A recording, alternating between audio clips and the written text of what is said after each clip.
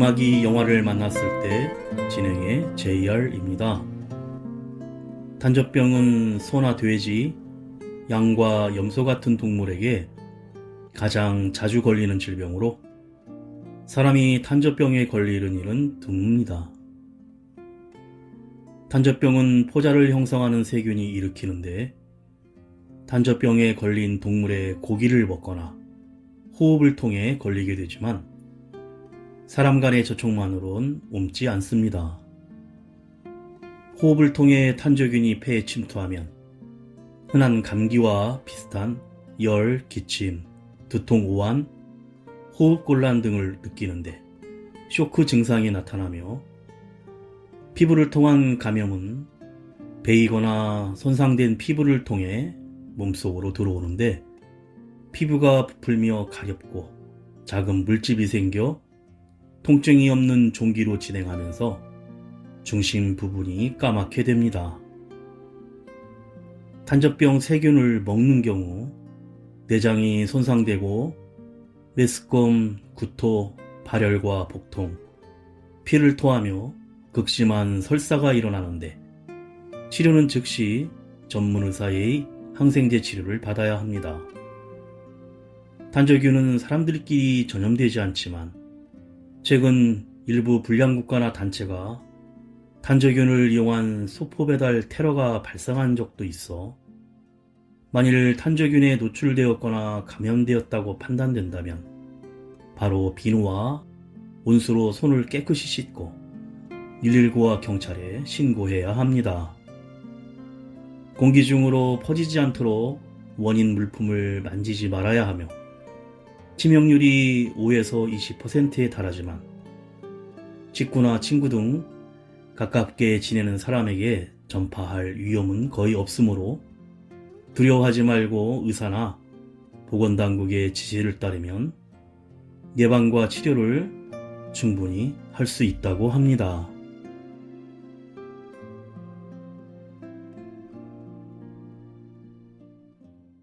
음악이 영화를 만났을 때 오늘 소개해드릴 영화는 지난 9월 베니스 영화제에서 공개되어 국내에는 11월에 개봉한 미국 영화 파워 오브 도그입니다.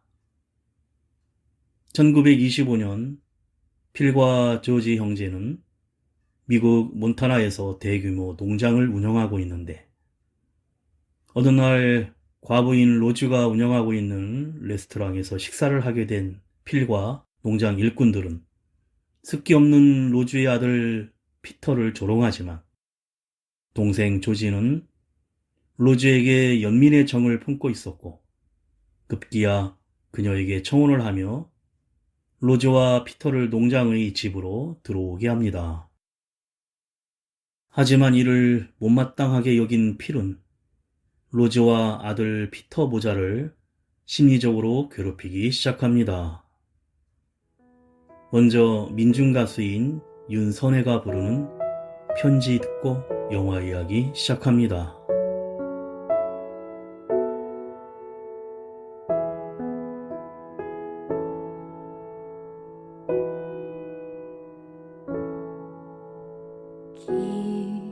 깊은 밤에 잠에서 깨면 새벽은 저만치 멀고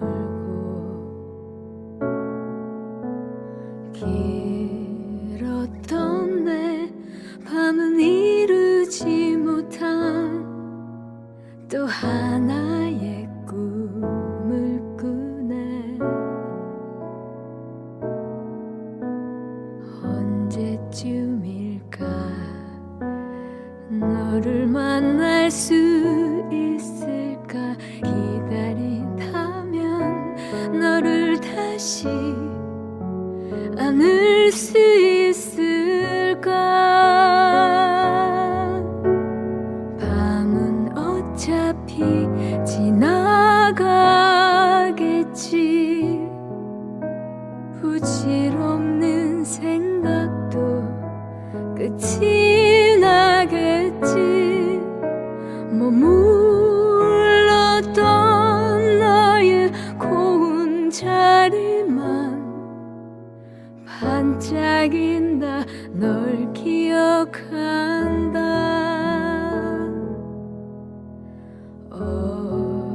어제처럼 구름이 되고 따뜻한 바람이 되고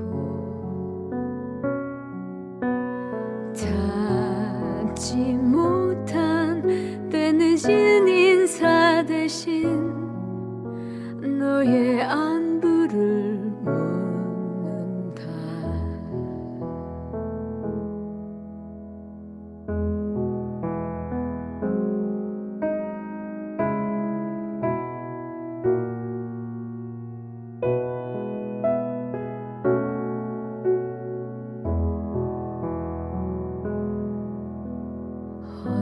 언제쯤일까 너를 만날 수 있을까 기다린다면 너를 다시 안을 수 있을까. 밤은 어차피 지나가겠지. 부질없는 생각도 끝이 나겠지. 머물렀던 너의 고운 자리만 반짝인다. 널 기억한다. 보고 싶다. 널 사랑한다.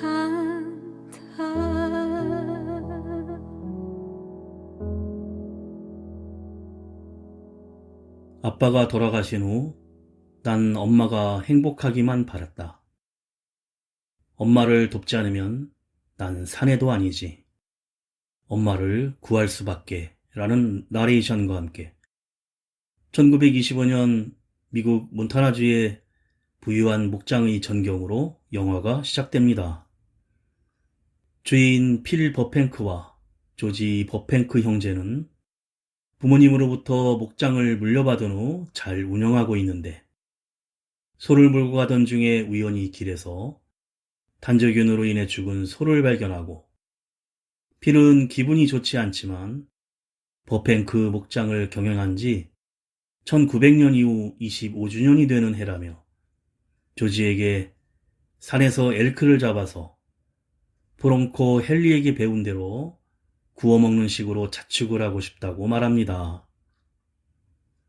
얼마 후 필과 조지 형제는 기차역에서 소를 출하하기 위해 몰고 왔지만 기차가 정전으로 연착되자 부군의 미망인이자 여관 주인인 로즈 고든의 레드밀 식당에서 목동들과 함께 저녁 식사를 하게 됩니다. 필은 식탁에 꽂혀있는 조화를 보며 누가 만들었는지 궁금해하다가 로즈의 아들 피터가 만들었다는 것을 알고는 서빙을 하는 피터에게 여자의 말투를 흉내내며 목동들과 함께 조롱을 합니다. 사실 피터는 여성적인 성격으로 엄마가 꽃집을 했었고 평소 꽃을 좋아해 스케치를 하거나 조화를 만들어 의사였던 아버지의 무덤에 꽂아두기도 하는 감성적인 청년이었습니다. 그런데 필이 피터가 만든 조화를 불쏘시개로 담뱃불을 붙이며 태워버리자 피터는 뛰쳐나가고 로즈는 식탁 위의 모든 조화를 치워버립니다. 식사가 끝나자 마음씨 착한 동생 조지는 형 필의 행동 때문에 마음이 불편했는지 주방에서 흐느끼는 로즈의 울음소리를 듣고는 어깨를 다독이며 위로해 줍니다. 가수 김필이 부릅니다. 어느 날 우리. 벌써 오래 까맣게 잊혀진 채 살아. 낡은 소매와 지친 어깨로 매일 반복된 곳에 다신 물을 뜨겁게 사랑한 기억들로 가끔 웃게 해준 희미해진 너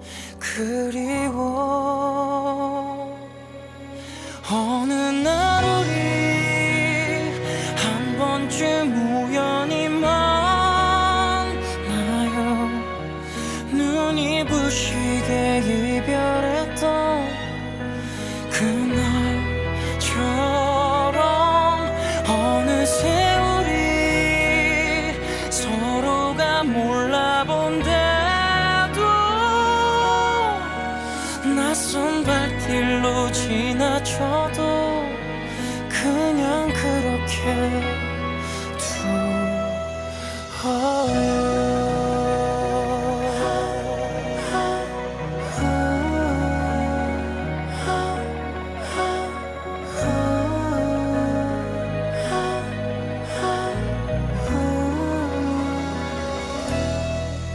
다시 모두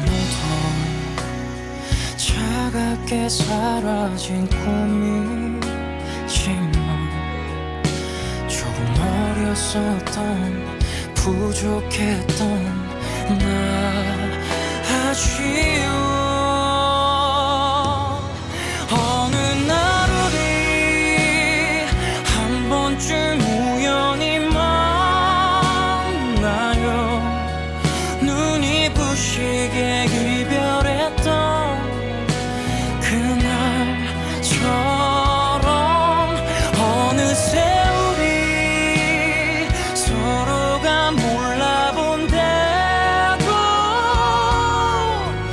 낯선 발길로 지나쳐도 그냥 그렇게 두어요. 늘 가슴에 남아있던 꿈을 이렇게 보낼 수는 없으니까 돌아선 나에게 다시 한번 내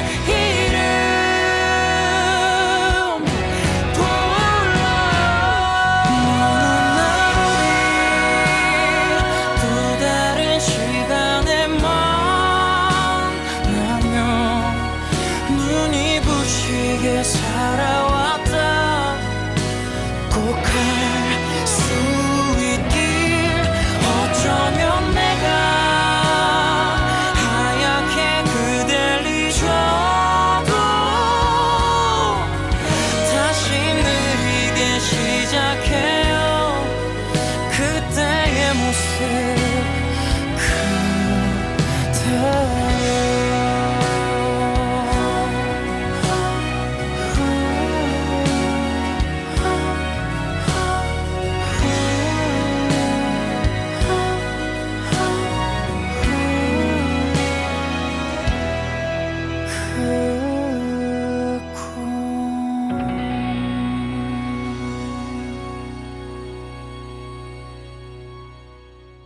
그날 밤 목동들과 한참 파티를 즐긴 후 여관 숙소로 돌아온 필은 조지를 찾지만 아직 들어오질 않았는데 카우보이적인 기질을 가진 형과 달리 도회적인 사고방식이 강한 조지는 금방 로즈에게 반해버립니다.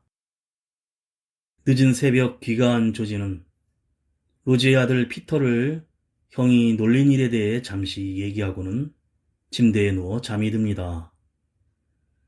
다음날 필이 목장에서 말을 길들이고 있는데 조지는 차를 몰아 레드빌 식당으로 다시 찾아갑니다.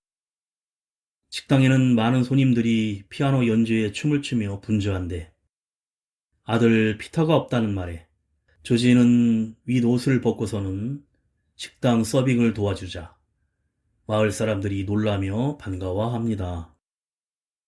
저녁 늦게서야 로즈의 식당에서 돌아온 조지에게 필은 담배를 한 대 피우며 로즈란 여자는 곱상한 아들을 대학에 보내려고 돈 때문에 관심을 보이는 것이라며 교제를 말립니다. 하지만 다음 날도 조지가 차를 타고 레드밀 식당으로 떠나자 필은 젠장이라 내뱉으며 조지가 자살한 남편과 모자란 아들이 있는 과부와 엮이고 말았다는 내용의 편지를 부모님에게 보낸 후 집에 온 조지에게 노골적으로 결혼에 반대한다고 하지만 조지는 단호하게 로즈는 버팽크의 부인으로서 일요일에 이미 결혼했다고 선언해버립니다. 그러자 화가 난 필은 마구간의 말을 채찍으로 때리며 화풀이를 합니다. 결국 로즈가 버팽크 목장 집으로 이사를 하고 로즈의 아들 피터는 의과대학에 진학해 기숙사로 가게 되는데 필은 로즈가 돈 때문에 조지와 결혼했다고 생각하고 로즈를 몹시 싫어합니다. 조지는 부모님과 주지사도 초대하여 저녁 식사 파티 자리를 마련하기로 하는데 로즈가 피아노를 친다는 사실에 그날 로즈의 피아노 연주를 들려주고 싶어 합니다. 가수 헤이지의 노래입니다. 첫눈에.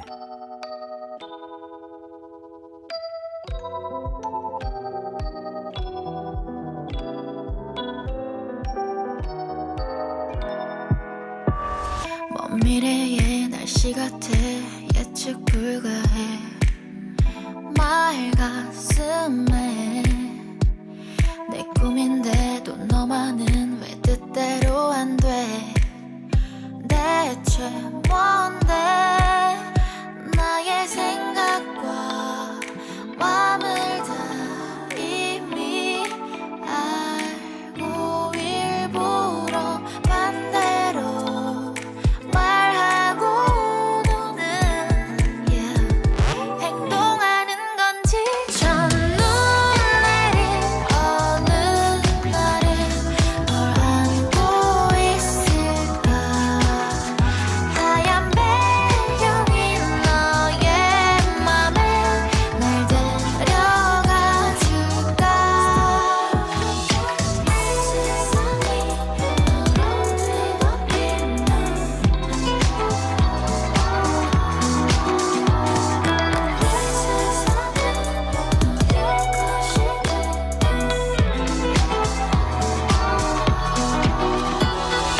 이 기분은 오감 그 이상의 무언가 넌 그걸 별 노력 없이도 참 무심하게 이끌어내고 날 걷게 해 네가 있는 곳으로 너의 생각과 마음을 다 알고 싶어 한 번의 미소도 눈물마저도 내 것이고 싶어 첫눈 내린 어느 날은 널 안고 있을까 하얀 배경인 너의 맘에 날 데려가 줄까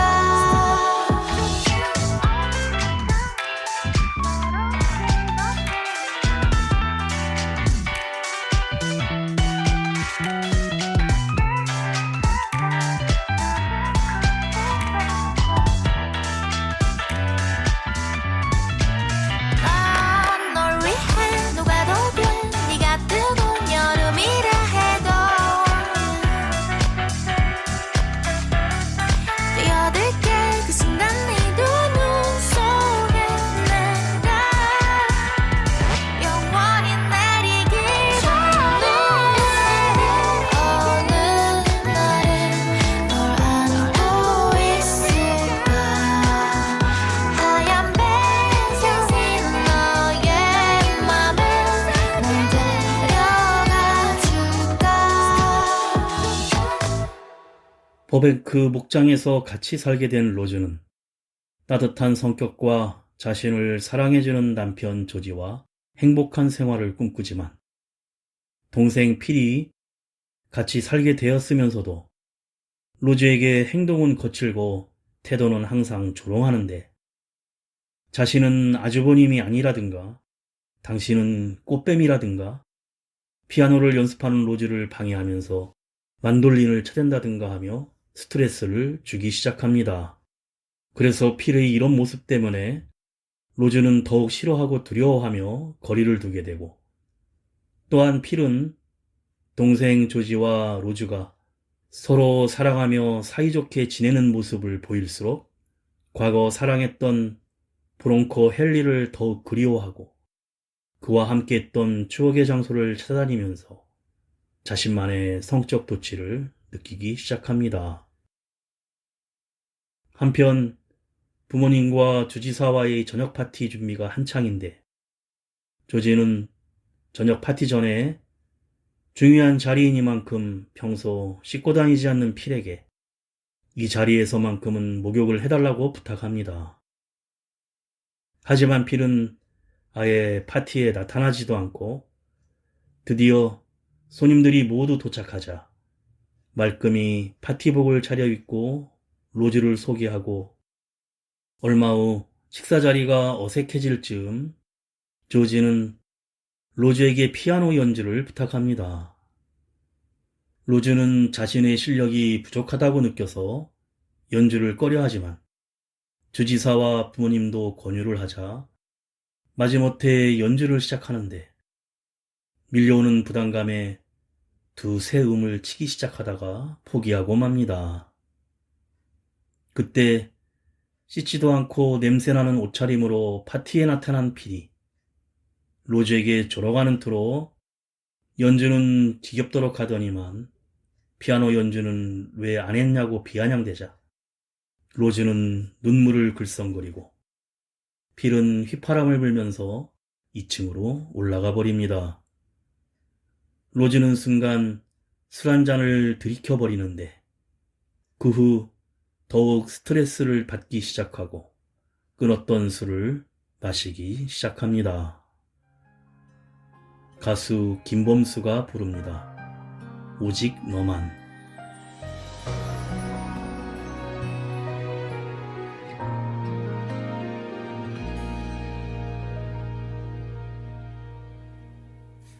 가도 가도 아는 길을 가고 있지만 누가 봐도 뻔한 사랑 하고 있지만 기다린다 나의 사랑 그게 너여서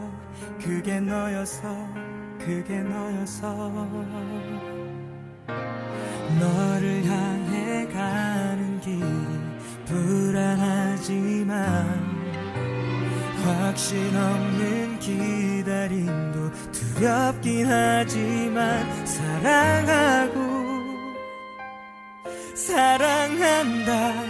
내 사랑 그게 너라서 내게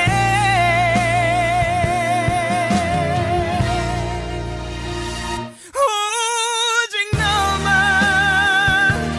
나 오직 너만 나의 시작과 끝은 전부 너이니까 오직 너만 난 오직 너만 원해 나의 처음과 끝은 모두 너라는 사실 그게 너라서 내게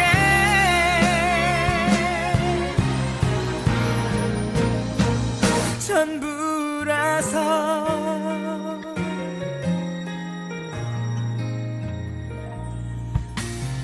이런 얘기하는 나도 별거 없지만 사랑 말고 줄 게 없어 참 미안하지만 불러본다 내 사랑 그게 너라서 내게 오직 너만 나 오직 너만 나의 시작과 끝은 전부 너이니까 오직 너만 난 오직 너만 원해 나의 처음과 끝은 모두 너라는 사실 그게 너라서 내게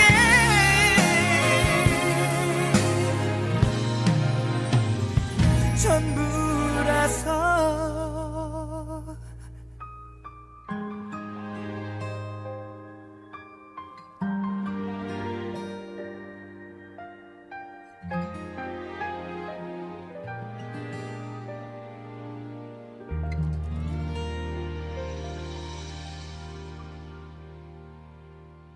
아들 피터가 여름방학 휴가를 보내기 위해 목장에 오는데 청바지에 카우보이 모자까지 쓰고 왔지만 필과 목동들은 피터를 보고 낸시가 왔다며 놀립니다. 그런데 로즈는 이미 알코올 중독자가 되어 있었으나 이를 조지에게 숨기고 있었고 필과 그의 카우보이들은 피터를 조롱하고 왕따시켜 피터는 방에 틀어박혀서 올가미로 잡아온 토끼를 해부하면서 동물 연구에 몰두합니다. 로즈와 아들 피터는 필이 가해오는 여러 압박에 시달려서 이젠 그의 발자국 소리만 들려도 피하게 되고 가능한 식사 자리도 함께하지 않습니다. 여전히 로즈는 알코올 중독으로 점점 건강이 안 좋아지자 그 이유가 필 때문이란 사실을 알게 된 피터는 생각에 잠깁니다. 필을 피해 몰래 쓰레기 상자에 있는 술병을 찾아 마시는 로즈의 모습을 필이 보게 되는데 잔인하게도 휘파람을 불면서 놀려대고 로즈는 또 압박감에 더욱 술을 마십니다. 얼마 후 필은 혼자만의 비밀스러운 장소에서 브롱코 헨리를 그리워하며 성적인 상상에 빠지고 그때 토끼 사냥을 하다가 우연히 필의 개인 물품 창고를 발견한 피터가 브롱코 헨리의 이름이 나체 남성으로 묘사된 잡지들과 숨겨져 있었던 필의 비밀을 알게 되는데 필이 연못에서 목욕을 하다 피터를 발견하고 화를 내며 쫓아냅니다. 그 일이 있은 후 웬일인지 필은 피터에게 마음을 열기 시작하는데 생가죽으로 밧줄을 만드는 법과 카우보이로서의 기본 능력인 말 타는 법을 방학 동안 가르쳐주기로 합니다. 점점 필과 피터가 같이 지내는 시간이 많아지자 로즈는 걱정스러워하는데 피터는 점점 필을 잘 따르고 그런 피터에게 진정한 사내들에 대한 얘기들을 해주며 친근하게 대합니다. 그러던 필은 피터가 목장 부근 근처 산을 보고는 개 모양의 그림자를 금방 찾아내자 과거 브롱코 헨리의 모습을 발견하고 감명을 받습니다.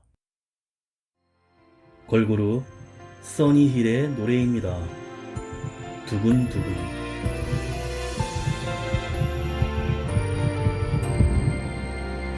우린 처음부터 어울리지는 않았죠. 다투기만 하고 속만 태우던 사이였었는데 참 이상한 건요. 어느새 맘이 통해서 곁에 없으면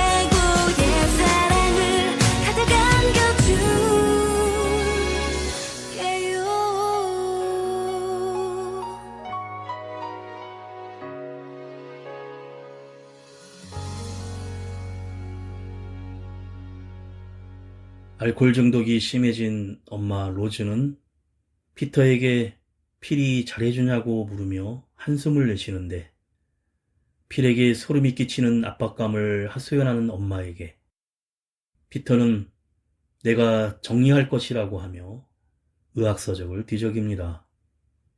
그리고 피터는 혼자서 말을 타고 산등성이를 넘어서 탄저병으로 죽은 소의 시체를 찾아가는데, 메스로 소의 가죽을 벗겨서 가져옵니다.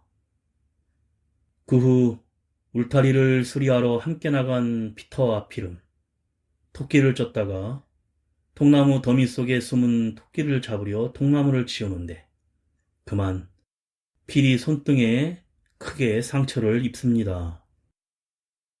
그리고 죽은 피터의 아버지의 자살에 대한 이야기를 나누는데, 피터가 자살을 직접 목격했고 직접 밧줄도 끊었다며 아버지가 자신이 차갑고 독하다며 종종 걱정했다고 합니다.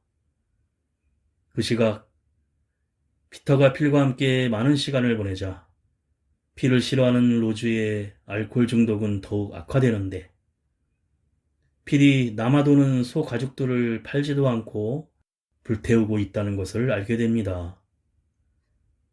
두 사람이 울타리를 고치러 간 사이 자리를 비워 로즈는 필을 골탕 먹이려고 가죽을 인디언들에게 공짜로 모두 줘버리는데, 그 상인들은 장갑 한 켤레를 로즈에게 선물합니다.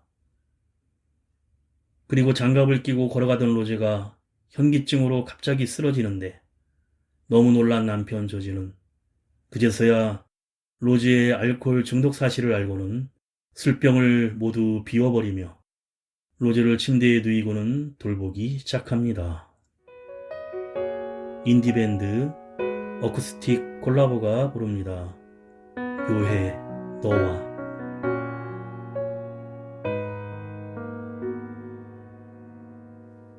네 생각에 꽤 즐겁고 네 생각에 퍽 외로워.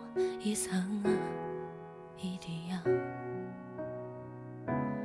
누굴 좋아한단 건 아무 일도 없는 저녁. 집 앞을 걷다 밤 공기가 좋아서 뜬금없이 이렇게 네가 보고 싶어. 참 묘한 일이야. 사랑은 좋아서 그립고 그리워서 외로워져. 이게 다 무슨 일일까. 내 맘이 아닌 걸 이제와 어떻게. 모든 시간 모든 공간 내 주위엔 온통 너뿐인 것 같아. 묘해. 보고 싶어. 신기하고 신기해서 보고 싶고. 그러다 한순간 미친 듯 불안하고 아무렇지도 않은데 햇살에 울컥 눈물이 날 것 같고. 그러다가 네 전화 한 통에 다 났고. 참 묘한 일이야. 사랑은 아파서 고맙고 고마워서 대견해줘. 이게 다 무슨 일일까. 이 길이 그 길이 아닌 걸 모르고 떠나온 여행처럼 낯설지만 그래서 한 번 더 가보고 싶어져. 너와 이렇게 너를 바라볼 때 뭐랄까. 나는 행복한 채로 두려워져.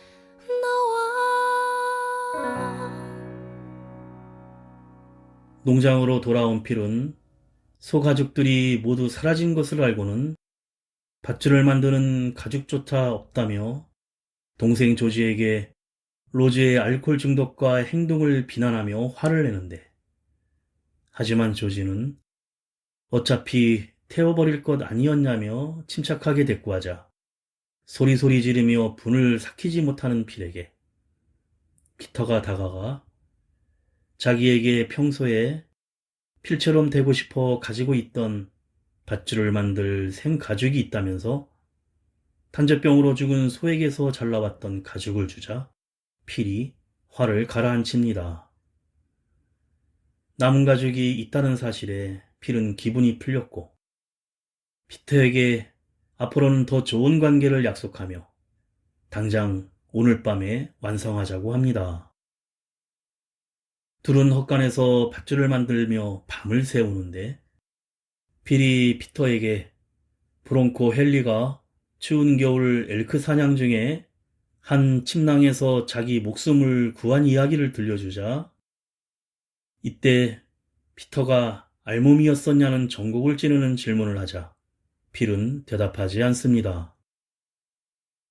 다음날 아침 필이 보이지 않자 동생 조지는 아파서 침대에 누워있는 필을 발견하는데 손등의 상처가 까맣게 변하고 정신이 혼미해진 상태였습니다. 그 와중에도 필은 피터에게 완성된 밧줄을 주려고 하지만 땅바닥에 놓쳐버리고 급하게 조지가 필을 차에 태워 의사에게 달려갑니다.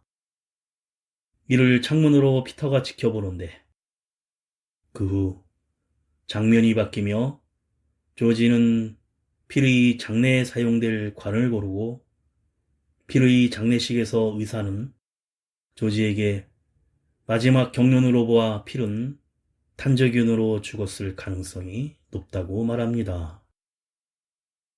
장례식에 가지 않은 피터는 성경책을 꺼내어서 장례에 대한 구절을 찾는데 시편 22장 20절을 읽습니다.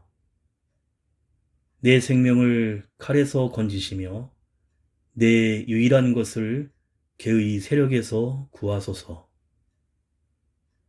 그리고 피터는 장갑을 낀 손으로 필이 만든 밧줄을 침대 밑에 밀어놓고 복도를 걸어가던 중 창가에 멈춰서서 막 집으로 돌아온 조지와 엄마 로지가 차 앞에서 포옹하는 모습을 지켜보다 돌아서서 의미심장한 미소를 지으며 영화가 끝이 납니다.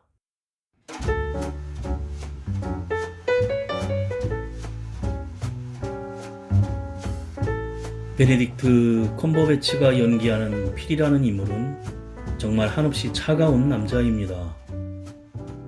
목장을 운영하며 동생 조지가 데려온 아내와 아들인 피터를 굉장히 단호하게 싫어하는데 그에게는 존경하고 사랑했던 브롱코 헨리라는 남자가 있었습니다. 그는 이미 세상을 떠났기 때문에 이로 인한 성격의 변화일 수도 있고 시대 배경이 1900년대 초로 당시 동성애는 용서가 안 되는 시대였기 때문에 사랑하는 사람이 떠난 고립감과 더불어 조지가 데려온 아내 로즈의 아들 피터에게 느껴졌던 감정은 굉장히 당혹스러웠을 것입니다. 로즈와 피터에게 필은 악의 존재인 개의 힘으로 압박되었고 사실 필은 비밀로 간직해야 했던 자신의 성 정체성과 피터를 통해 자신의 젊은 시절을 투영하면서 피터와 관계가 아마 자신이 동경했던 브롱코 헨리와 자신의 관계와 같다고 생각을 했지만 피터는 자신의 엄마를 무시하고 괴롭히는 필에게 분노만을 느끼고 있었기에 제거해야 할 대상인 필을 탄저균으로 오염시켜 죽음에 이르게 함으로써 결국 복수를 치밀하게 계획한 피터는 엄마 로저와의 새로운 미래 생활에 대한 보장을 선택하게 된 것입니다.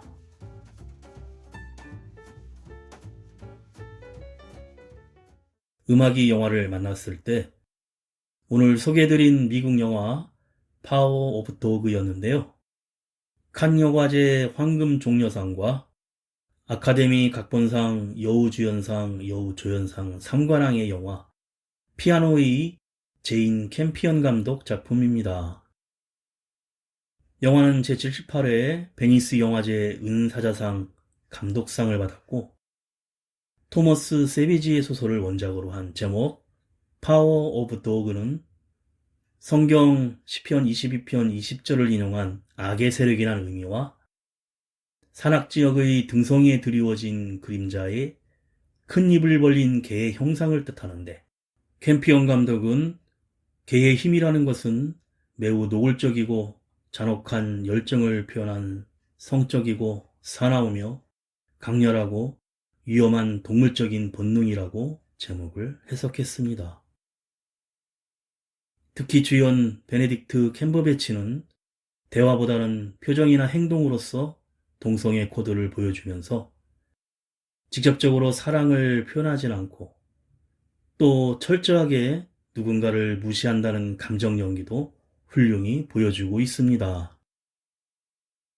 마지막으로 모던 락밴드 러브 홀릭스가 부르는 버터플라이 들으며 인사드립니다. 지금까지 JR이었습니다. 오늘도 인생을 영화처럼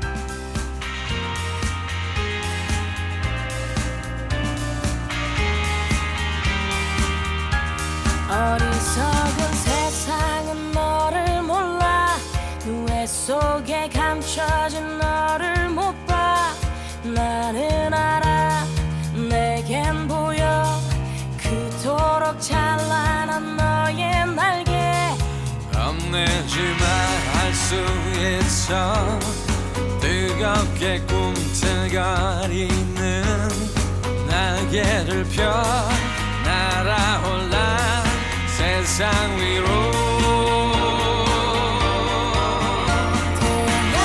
태양처럼 빛이 나는 그대여 이 세상이 거칠게 막아서도 빛나는 사람은 난 너를 사랑해 널 세상에 볼 수 있게 날아줘 멀리